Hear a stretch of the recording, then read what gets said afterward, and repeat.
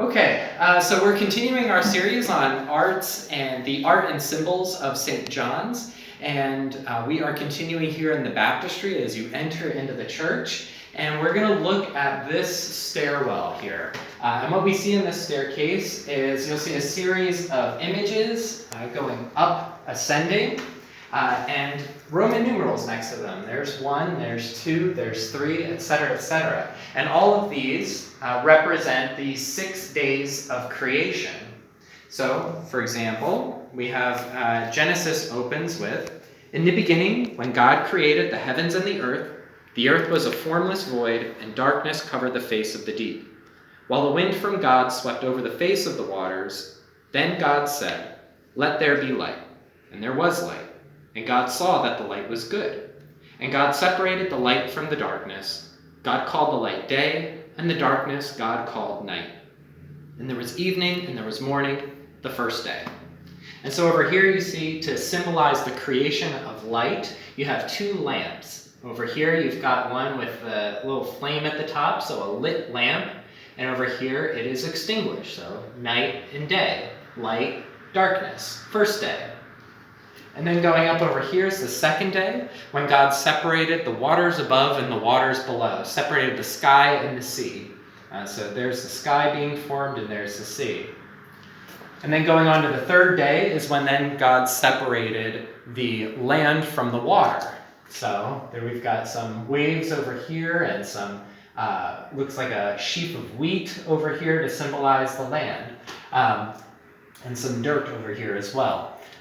And then what happens next on days 4, 5, and 6, it follows the same pattern as 1, 2, and 3. So on day 1, God creates light and darkness. On day 4, God creates the light bearers for the day and the night. So you've got the sun up at the top there, to the left the moon, and the right the stars. And then going up a little bit higher to day 5, you see that there is a bird in the air, and I think you can see the sea at the bottom there as well. This is when God begins to fill up the sky and the waters that God created on day 2 with birds of the air and fish of the sea. And then finally on day 6 is when God fills the earth with all of the land-dwelling creatures, the cattle and the creeping things, and finally us human beings. And so that's what happens up this stairway. One other thing that you might notice on the stairway, about halfway up, there is a little dog. It looks like a collie, I think.